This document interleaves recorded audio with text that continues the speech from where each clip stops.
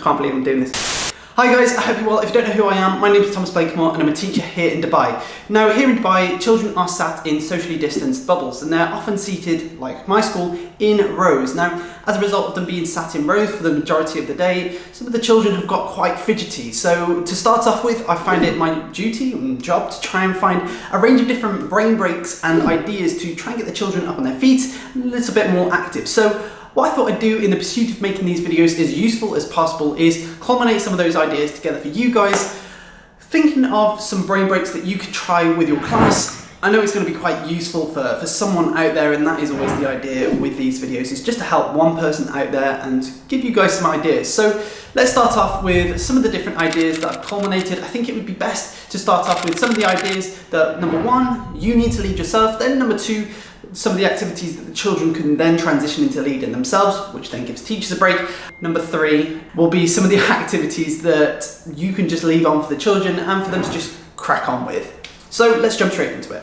So number one is just simple copy me activities. So with that, you get the children stood up. It takes quite a lot of teacher participation, but eventually you can get children to lead the activities themselves and you get them to do different things like shoulder shrugs, play the piano, air guitar, you get the children to do marching and just a range of different physical activities in their place, socially distanced, and it works really well. Number two, stand up if. This one's quite self-explanatory.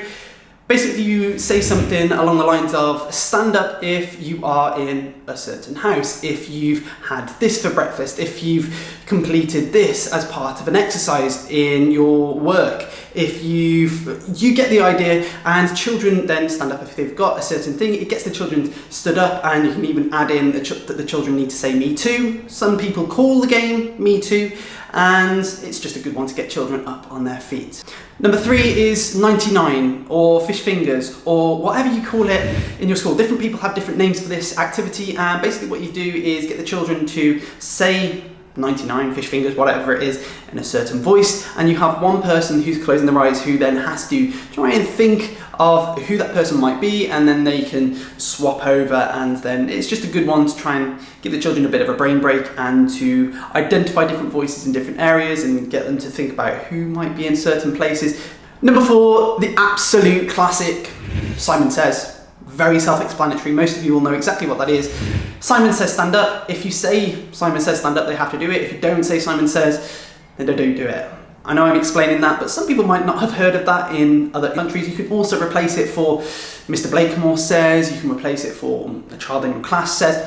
Whatever it is, then it's up to you, but it's a really good one. Old but gold. Number five is to do with my Alexa that I have in my classroom. Now, if you've not seen Alexa in the classroom, check out this video up here. It's fantastic and gives you lots of different ideas for how to use Alexa in the classroom. However, one of the things I like doing is getting the children to listen to songs that they might not have heard of. So, for example, I played jazz the other day with my class and they were quite fascinated. I also played the twist, and as part of the twist, you know, the song, we did the actions. Again, getting children moving, getting children dancing. So dance is a really good one to just play along with. I'm going to look at some other websites for dance, but also get the children and give them the opportunity to have a bit of an air guitar or air bands, play a rock song. Keep it suitable, obviously, but it gives the children that opportunity to just express some energy, which is really important when the children are unable to get outside or have sat down for quite a while. Opposites. This is quite a complex game and it's probably more for the upper key stage children. What you need to do is think about opposites. So whatever you do, the children need to do opposite. So if you're blinking your right eye, they need to blink their left eye. Now, it should be easy if they're mirroring you. However, if you want to set it up differently, you could have a camera on you where you've got your screen mirroring and they have to think of opposites. This is a tricky one and gets the children really thinking about their little actions that they're doing at the same time. At the same time, you can then do opposites in a slightly different way for younger children where you're trying to get them to rub their tummy, pat their head, and then switch it round so they're rubbing their tummy and patting their, or whatever, I mean, something along those lines. You get the idea. It's really hard to talk and then try and do those actions at the same time. So I've realised while editing the video that I mess up my hair during this part and I don't change it throughout the whole video, so you've just got to bear with me. Thank you. That's a good one to play. One of the other games that the children love to play in my classroom, and the children are getting more and more independent with it, is the chicken game.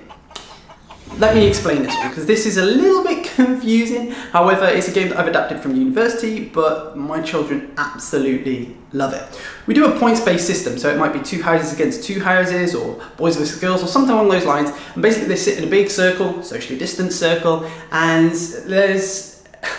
they do this. They go, I can't believe I'm doing this on YouTube.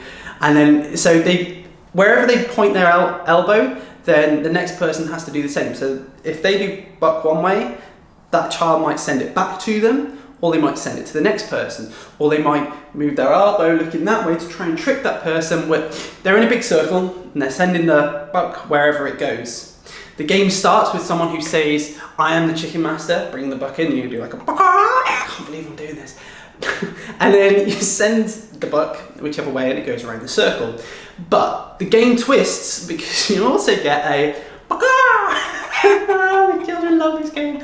And it sends the buck over to an opposite side. Now they need to be very specific about who they're pointing to, and then whoever then gets that sends it whichever way. So then you get people looking, sending it over one way, and then you get people doing the buck, doing all sorts on this YouTube. And yeah, the children absolutely love this game, and the competitive element is fantastic because then when children make a mistake, whoever makes the mistake, the other team gets a point. So you get that idea of competitivity whilst in that socially distant manner. And it's one that I have done where I've taken the children slightly outside or outside the classroom so that they can sit in that big circle, and yeah, the children love that game. Now, as this video is all about brain breaks and establishing better well-being, mindfulness integrates well into that. So you can start to think about mindful breathing as a result of that. And although this is a challenge initially to lead independently as a teacher, when you do that, eventually children will become much more independent with it and feel like they are more confident to do so. And you've got a range of different breathing techniques, and I'll link a website down below for different breathing techniques that you can try with your class. Now let's talk about different activities that you can do with your class that then don't take so much teacher-led involvement. So there are a range of different websites available for teachers nowadays for you to play for your children. The majority of them do involve a screen, watching a screen like an interactive whiteboard. However, then give the children that opportunity to stand up and be active. Go Noodle is an absolute favourite, and the children like the evolution element of watching their avatar evolve each and every step of the videos that they complete. They've got a range of different activities on there. They've got dance activities, they've got some fitness activities, they have again got mindfulness breathing activities, and just a range of things that the children really do enjoy getting active to. Another activity is the Joe Wicks videos that you will find on YouTube. Children really enjoy getting involved with those different activities, and they are quite exhausting. So the children will get to expel some of that energy whilst at the same time then having fun. Just Dance is another one that the children really enjoy. You've got a range of different activities and dances available there to a range of different pop songs. The children enjoy dancing to them whilst at the same time remembering and memorising a range of different actions, and it's something that I can put on whilst giving myself an opportunity to have a little bit of a break myself, which is important too. Still remember, your well-being is just as critical as the children's. The best resource to the children is you, so make sure that you take care of yourself. Now that's the end of the video. Hopefully you've enjoyed it and gained some ideas from this video that you can try with your class. If you've enjoyed the video, feel free to like it. That's always really appreciated. If you are new to the channel, I make a range of teaching and travelling content that you can see within my channel. So hopefully I will see you in the next one, but until then, I'm out.